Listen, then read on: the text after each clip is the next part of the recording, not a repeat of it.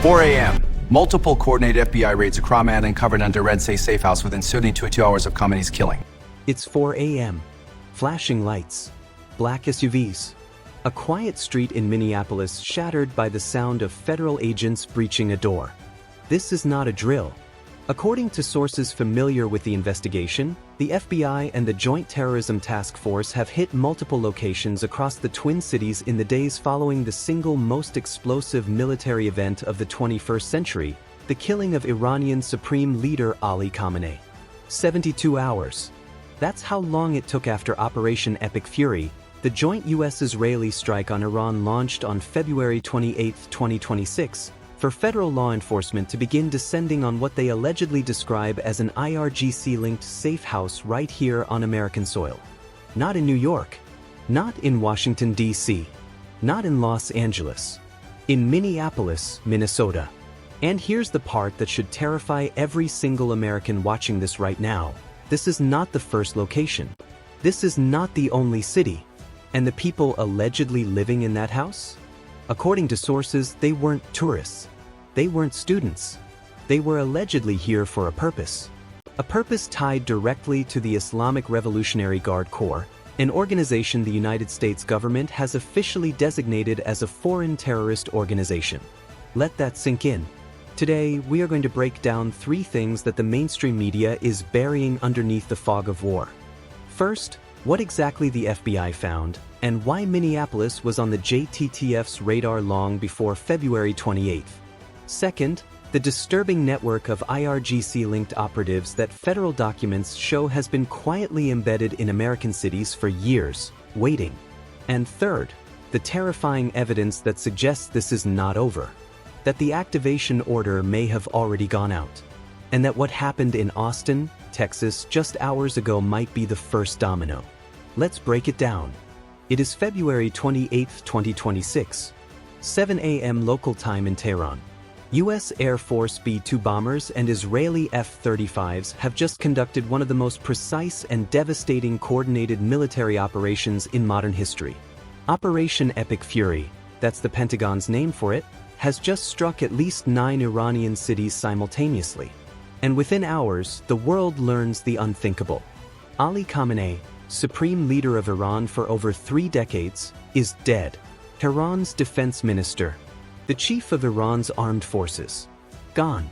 The regime's entire upper command structure wiped out in a single morning.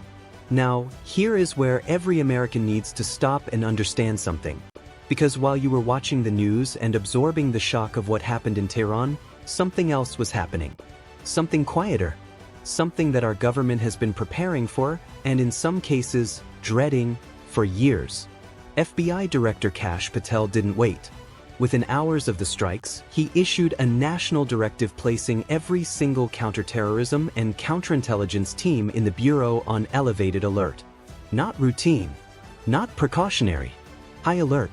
According to Bloomberg and Fox News, Patel posted to X, warning of direct threats to the homeland. The Department of Homeland Security issued its own bulletin to local law enforcement warning, and I'm quoting directly here, that Iran and its proxies probably pose a persistent threat of targeted attacks in the homeland. Probably. I'm being generous calling that a strong word. But coming from the DHS in the middle of an active war with Iran? That's as close to a 5-alarm fire as bureaucratic language gets. So the question is, who exactly are these proxies? Where are they? And here's the bigger question that nobody in the mainstream press is asking loudly enough. Are they already here? The answer, according to federal documents, intelligence veterans, and now a reported law enforcement operation in Minnesota, is yes.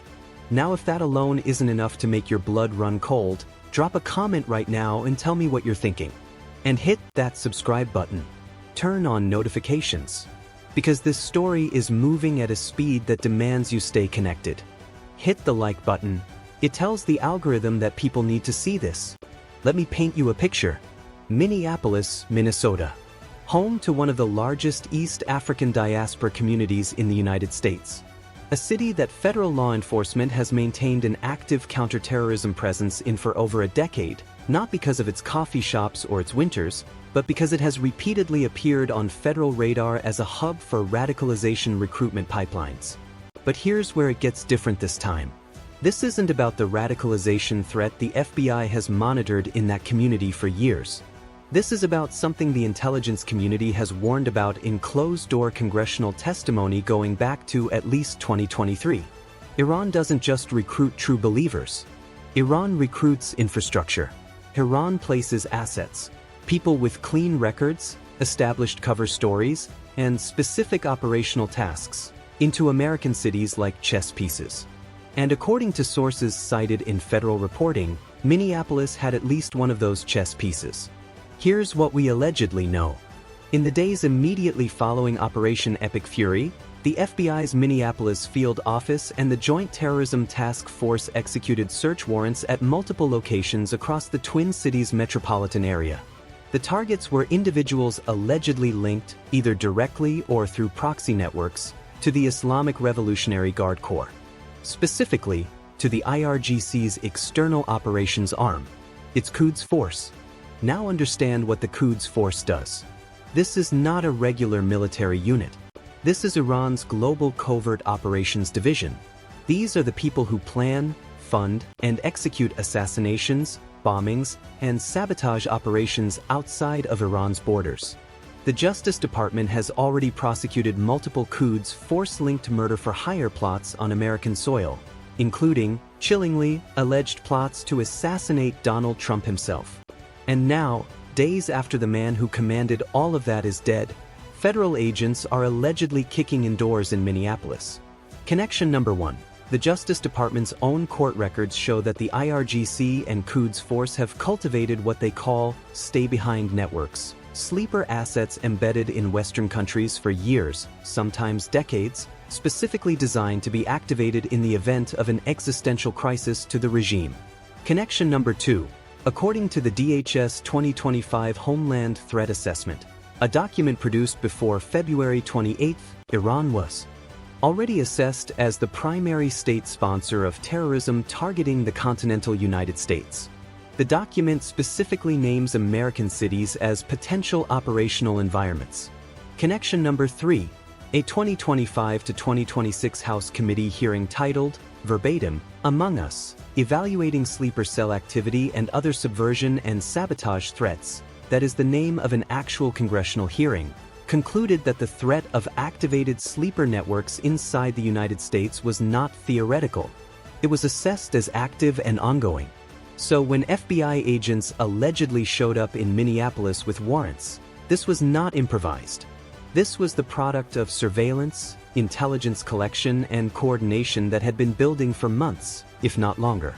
But here's where it gets absolutely chilling, because Minneapolis isn't the only piece of this puzzle. And the people who allegedly occupied that safe house aren't the only indication that the activation order may have gone out. Let me give you a real example. It is 1 a.m. on March 1, 2026. 24 hours after Khamenei's death is confirmed. A bar on 6th Street in Austin, Texas, one of the most vibrant nightlife strips in America, suddenly becomes a war zone. A gunman opens fire. 2 people are killed. 14 are wounded. Police shoot and kill the attacker. And then the details start coming out. The gunman, identified as Ndiaga Diagne, was wearing a black hoodie that read, Property of Allah on the back. When investigators searched his residence, they found photographs of Iranian leadership displayed in his home. The FBI has formally opened a terrorism investigation into the attack, stating publicly that they are investigating it as a potential act of terrorism. Now, I'm not making a definitive claim. The FBI has not established a direct operational command chain between the shooter and the IRGC. The investigation is ongoing as of this moment. But here's what I do know, and this matters enormously: the timing, the symbolism, the escalation. This is exactly what every former FBI counterterrorism official and every intelligence analyst has been warning about for weeks. Not coordinated attacks that look like military operations. Individual activations. Lone operators. People who have been sitting in place, waiting for the signal, and then moving independently so that no single thread ties back to Tehran. The Washington Institute for Near East Policy has called this Iran's Hezbollah model for American sleeper networks. You don't need a direct phone call. You need a cultural trigger. And the killing of Ali Khamenei, the supreme leader, the spiritual and political figurehead of the entire Islamic Republic, that is the most powerful cultural trigger imaginable. Not for weeks, not for months. For decades, counterterrorism officials have warned that this specific scenario, a catastrophic decapitation strike against Iran's leadership, would be the event most likely to activate dormant networks inside the United States. That event happened 4 days ago. I want to hear from you right now. Do you think the federal government is doing enough to protect American cities in the wake of Operation Epic Fury? Drop your take in the comments below. I'm reading every single one. And if you're finding this investigation valuable, if you feel like this is information that every American deserves to know, hit that like button. It matters. Now here's the wild part. Because what's happening in Minneapolis and Austin and in at least one other international incident, a violent attack at a gym in Canada that intelligence officials are reportedly examining for Iranian connections, this isn't random noise. This is the beginning of what former counterterrorism officials are already calling Phase 1 of Iran's asymmetric retaliation strategy. Here's how it works. And pay close attention, because this is the framework that explains everything else. Iran, stripped of its conventional military command, stripped of Khamenei, stripped of its defense minister and armed forces chief, Iran cannot fight a conventional war against the United States and Israel and survive. They know that. But Iran has spent the last 40 years building something that conventional military power cannot easily destroy. A distributed, decentralized, globally embedded network of assets, proxies, and ideologically motivated individuals who can act without direct orders. Phase 1. Soft activations. Low-level incidents. Lone wolves. This creates noise, fear, and political pressure without giving the United States a clear military target to respond to. Phase 2. Coordinated proxy attacks. Hezbollah, Iraqi Shia militias, Houthi remnants. We're already seeing this in the Middle East. Iran has already struck at U.S. military bases in the region, and 3 American service members have been killed. 3 U.S. service members. Phase 3.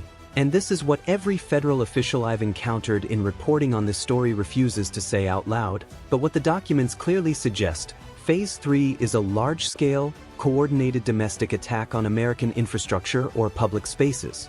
The kind of event that changes everything. And here's why the Minneapolis operation matters so acutely. If the FBI and JTTF were executing search warrants there, if they were hitting multiple locations, plural, it means they had intelligence suggesting that at least one node of that Phase 3 network was operational in the American Midwest. Let me get this straight. The FBI allegedly found an IRGC-linked safe house. Not overseas. Not at a foreign embassy. In a quiet neighborhood. In the American heartland.